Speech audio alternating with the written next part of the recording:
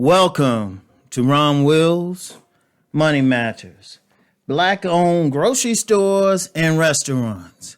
Now, I touched on this a little bit in the previous podcast, but those are key. And I've talked about this before. I talked about these things before because, when I'm driving every day, I listen to a Black-owned radio station. It's part of the Radio 1 network. And, constantly hear a commercial from the owner of that network, Kathy Hughes, and she talks about the $1.3 trillion generated by, in African America and stuff, generated $1.3 trillion, but it doesn't circulate. And that's a major key. That's always been a major key because in other communities it circulates. So what they do is every week they'll feature 3 businesses to circulate. Now, in a way that's good. And the criticism I have is you need more than 1 week. And often I listen to it and it's like, I don't need that business. Like they advertise a real estate firm. Okay, that's good. Get them some business. But that's not something I needed. Or something. There's always something. I'm like, I never need that stuff. And I'm thinking to myself, okay, if you want to circulate the money, have something that people need.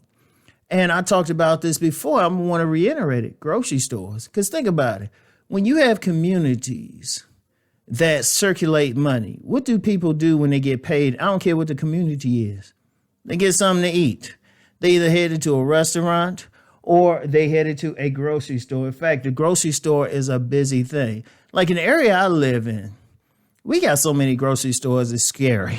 It's like, those are grocery stores. Then you got like little convenience stores selling some food, everything. I mean, come on now. You it's like, and then when we talk about restaurants, coffee shops, all of that. Now, if you're in a certain community, you get that money. And I don't care whether you're in a rich community or poor community. First place you hit, grocery store. You got to buy some food. Sometimes you get some people, they might be in a grocery store every day. Maybe for something small, something big, but you're going to spend it, Also gas stations and stuff, but we'll keep it simple for now. We'll keep it simple. All right. My thing is, if you want to circulate money, there needs to be a real push for Black-owned grocery stores in predominantly Black areas. Because then the money will circulate. Especially if those Black-owned grocery stores, which I've seen a couple have tried to do or working on doing, and actually I haven't heard from them, so it's something that needs to be worked on. But what do? A lot of them will feature Black-owned products, and there's plenty of them out there, plenty of food product companies and other companies and stuff. And honestly, they can get into more mainstream stores, but it's not the same, Because this is what happens. Say you have a Black-owned store. And just to be clear, it don't mean every single person working in it is Black. It's just Black-owned. You should still get the best people, regardless of race, to work in them. But you can still have a focus on Black-owned products. Right? All right, so somebody spend money there. Boom, it goes to the store. The store, in addition to paying the people working there, they can send that, they gotta pay for those products. Boom. And then those products, the people who make those products, they got to pay their workers. And then if they getting their supplies from a Black-owned place, they paying them. Look how much that $1 is going.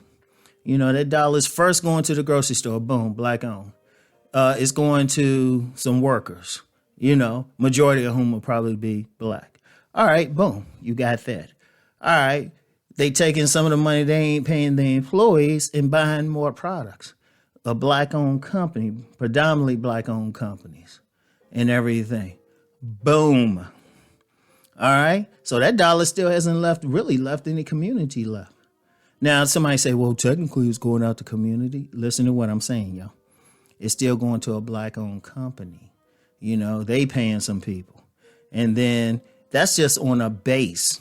You're automatically starting to circulate the money and everything. And especially if that grocery store can get products from local, maybe farmers or something like that.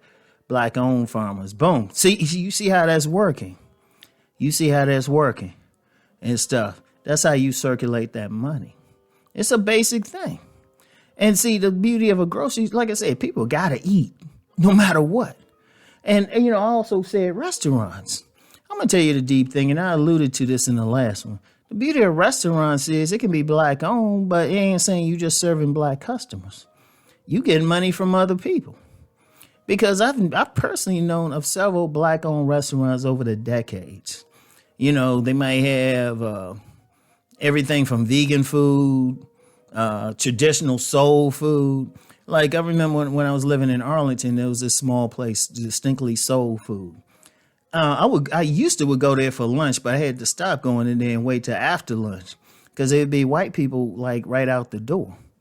This vegan restaurant that was in the Baltimore area, and this was before the COVID.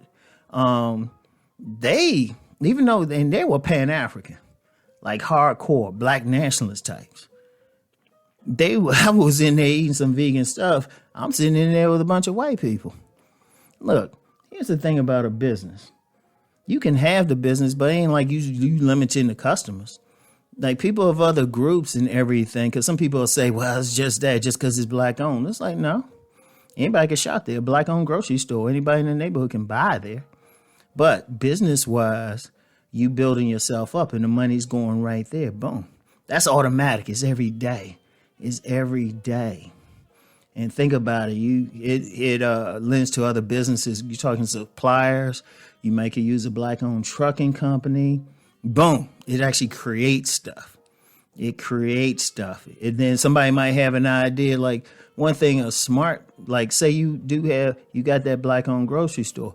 Well, if they say, okay, we got some local people in the area who got some good products. Let's see what we can do to get them out and stuff. You can even have businesses like consultants or something to help them out if they need to like manufacture everything. Think about it. It creates more and stuff. Grocery stores are major. Groceries are major. Food is major and everything. Food is major. That starts circulating the money right there. Now, here's something else. Let me go deeper. Say that black-owned grocery store is in, like, got a little shopping plaza or something, which could be a anchor for other black-owned stores. You see what I'm saying? So people come into that store, but then they can also come into the grocery store, they can also come to those other stores in the plaza.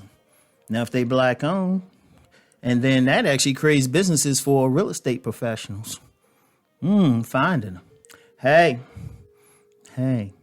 But the basic thing, the base, the draw is the food. Whether it's a grocery store or it's a restaurant. That's the key.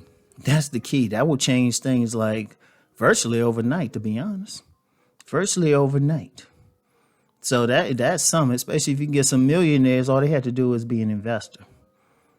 All they had to do, you got some of these black folks making some money. All they had to do was invest. And you got a few doing that.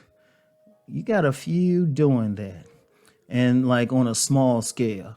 What could happen though, if one person, like one of those businesses, just somehow make a breakthrough and maybe get into franchising or stuff, like a small like cafe store or something like that, boom. Think about it. That's how you circulate money. All right? I want y'all to think about that and let me know what y'all think. All right? And get back with y'all. Peace and well, I was about to hit y'all with the other thing. I'm getting philosophical. Let's go make that money.